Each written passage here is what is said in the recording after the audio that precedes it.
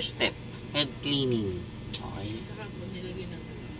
First step, head cleaning.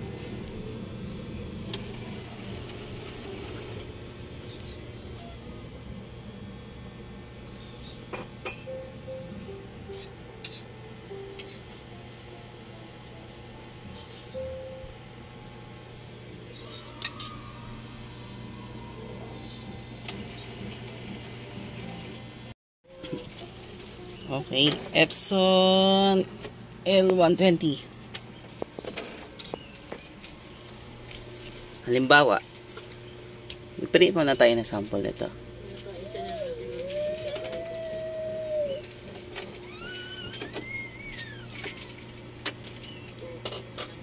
Copy to. Para ma-check natin kung ano ang problem. So, high natin.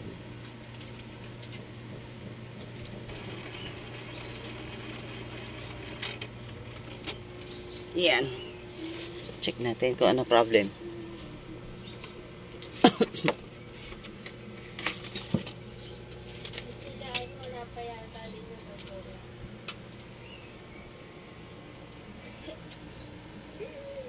Christine ng Chico ba? Classmate mo? Hindi. Sige, naka-video kayo. Pag-upload. Hindi mahina naman yung boses namin. Sige. Wala kayo dyan.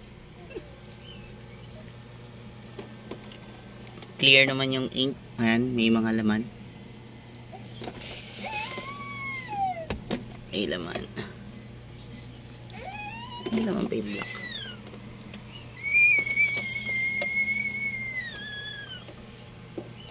Meron kaming ano dito eh, tarat, ibong tarat.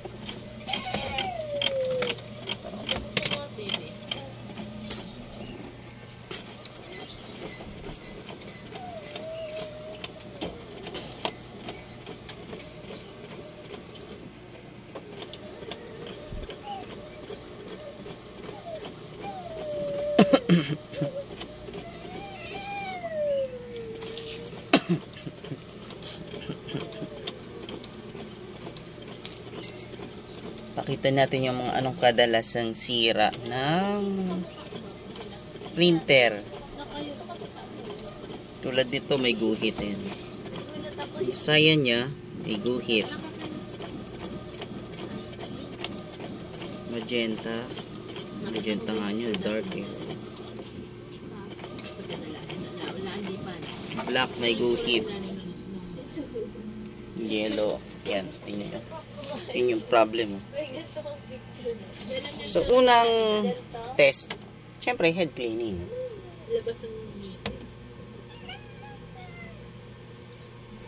Print, properties, option. Sa mga pag putol-putol yung linya ng print, head cleaning lang. Yun yung una. Basic. Yan, basic.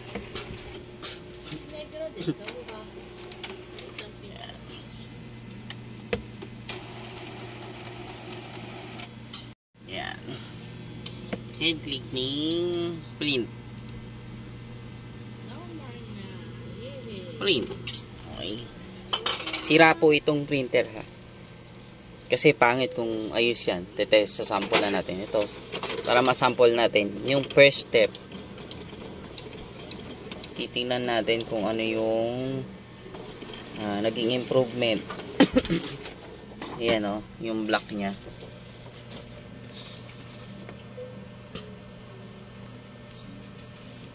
Kita. Ito tayo. Ayan. Mas malinaw. Okay. Doon tayo sa, kunyari, ang dami man ng head clean, hindi gumana. Okay, doon tayo sa pangalawang step. Power ink flash. Power ink flash. Okay. Ayan o, power ink flash. Nasa properties din ng maintenance. Diba? Si nozzle check, head cleaning, print head align, power ink flash. Power ink flash. start. Okay. Medyo matagal-tagal yan. Oh, ayan ha. Tapos na natin yung Power Ink Flash. Pwede nating mag-head clean ulit. Start. Yung iba, sa Power Ink Flash, nakukuha agad. Head clean mga 3 beses. Test print, okay na. Yung iba, hindi pa rin. So, meron pa tayong third step. Head cleaning pa yan. Tagal pa yan eh.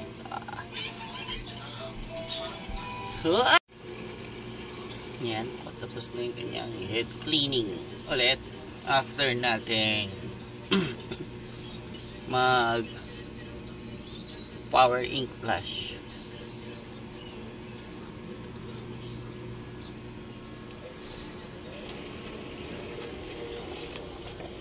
So, ito yung kanina. Kukumpara natin yan sa ilalabas. Ngayon, print nozzle pattern. Print.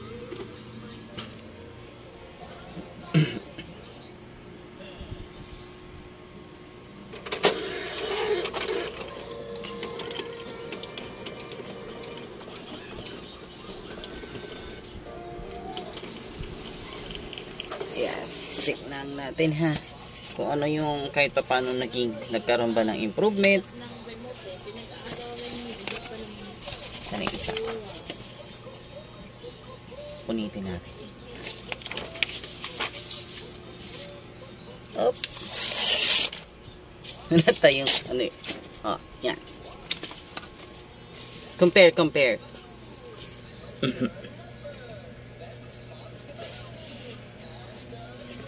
Para mas maliwanag.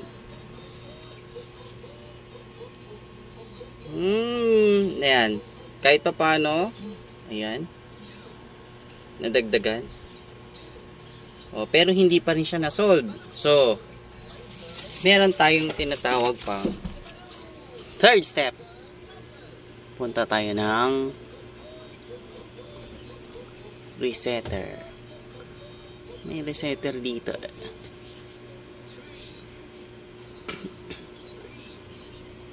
Gusto na yung resetter ko. Sa download yata.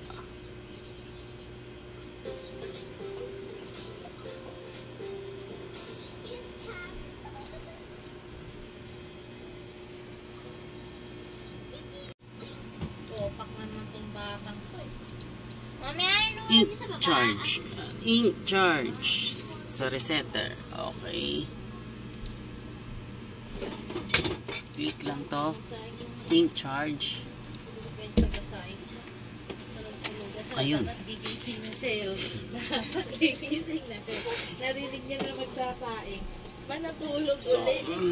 medyo mahaba ulit. So, post ulit. Post. Bunutin namin, anak. Ah, complete daw.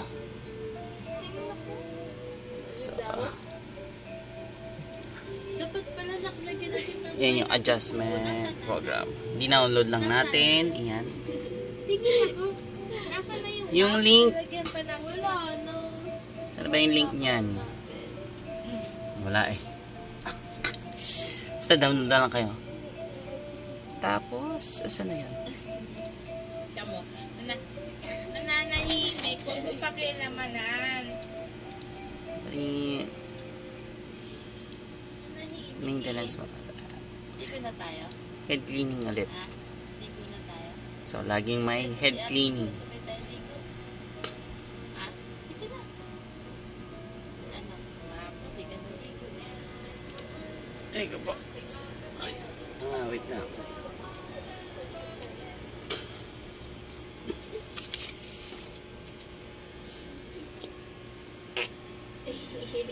And start.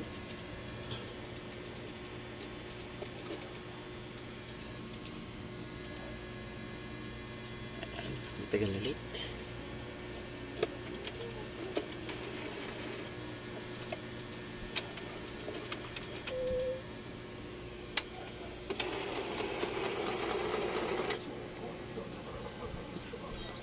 Hintayin na lang natin siya matapos mag-head cleaning.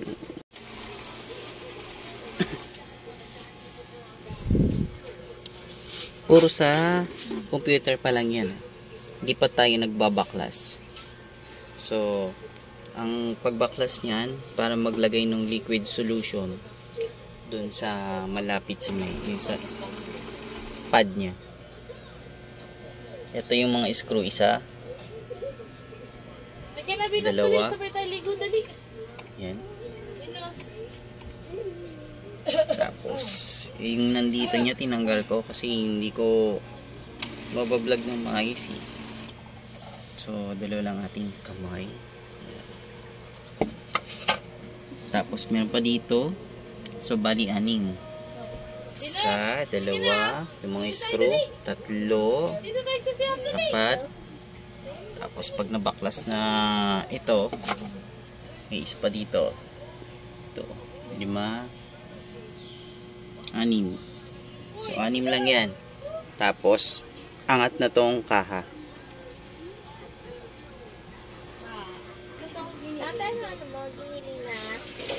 Try muna natin mag-test print ulit. Sira to as in sira talaga siya. May problem yung head nito. Tinest lang natin para makita nung iba. Yung mga problem naman nila is yung mga mild lang. Ayan, baka wala na akong block. Ano yata akong block eh. Bale, mache-check ko din yan doon sa cartridge mamaya sa loob nito. So, doon naman tayo sa loob. Baklas naman tayo. Yan. Nilagyan ko na ng ink yung cartridge ay yung tank. Yan, iigupin ko na. Makikita nyo ha. Lapit mo ante. Ayan o. Oh, ayan o. Kita nyo. Nagkakaroon. Punuin nyo lang yan. Hindi ko pa rin set up. Okay. Tapos yung ito, balik ko lang doon. Ayan o. Kita nyo? Napuno.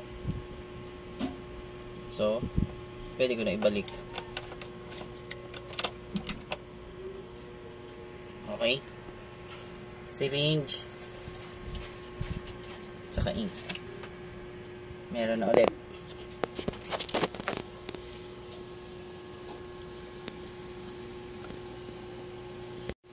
Ngayon, halimbawa, nagbabad ka na dito ng cleaning solution. Tapos, nag-head cleaning ka. Test spray ka doon. Wala pa rin, hindi pa rin siya naging maayos. Kukuhanin mo na yung head, mismong yung print head dito. So paano yun kinukuha? Sige, let's go. Siyempre papatayin mo muna yung printer. Yan. Patayin muna natin tong printer. Okay, patay na. Kukuhanin natin yung head. One-handed na naman. Okay. Pangatin mo muna lahat.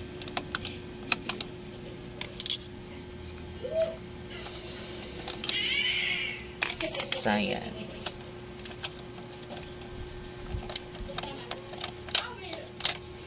Magenta.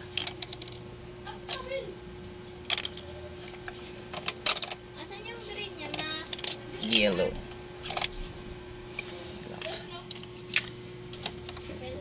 Okay. Ay, ito yung print head. So, paano siya? Siyempre, ito munang puti. Yan yung humaharang. Diba? Whoop. Yan. So, tatanggalin muna natin yan. Kabilaan yan dito. Susungkitin mo. Yan o. Tapos sa kabila. Okay, sungkitin muna natin. Yan. Nasungkit ko na tong nakaharang na puti. Tapos, meron yung 3 screw. Ano, 3 screw.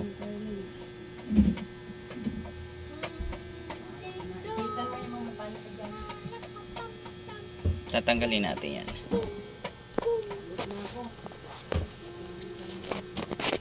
Ang hirap nito. Sige, wait. Yan. One man team tayo guys, one man team. Yan ha.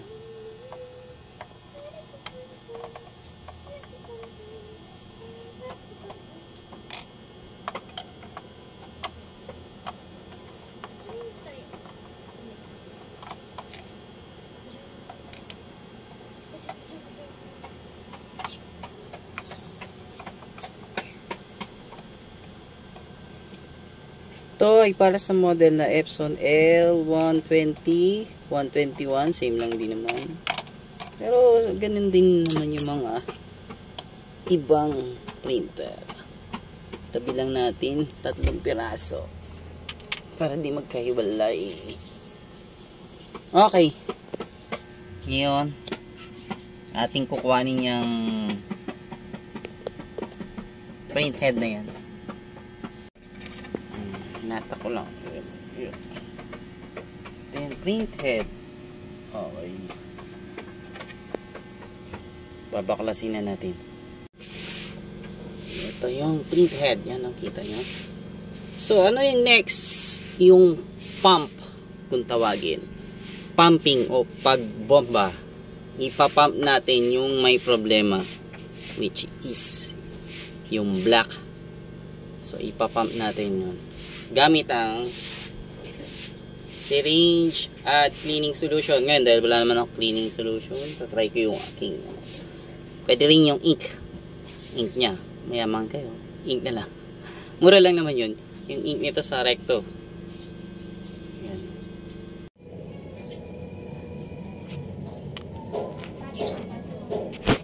So, yan yung syringe. Tapos meron akong ano, extend na rubber, ano yan, hose, rubber hose na nakakonect sa block. Sa block yan, block ano ng printer head. Kusang lalabas dito yan. Nakawa ko mo nga, hirapan ako eh. Dito ka lang. Oh, tatapat mo lang kung nasan to ah.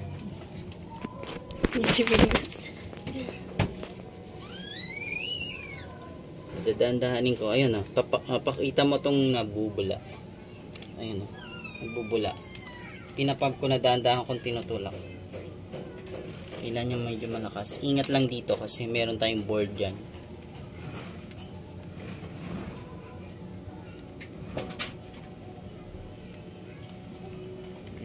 Tumutulo naman.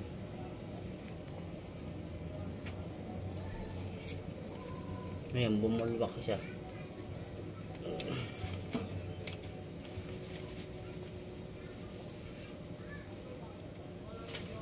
Maganda makikita mo sumisirit yan dito. Doon sa isa kong video, makikita nyo.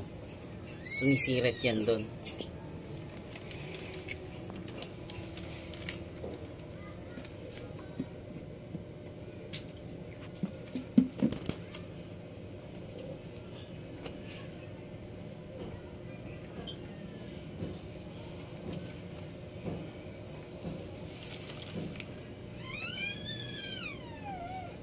Bakit? Pito-pito ko na.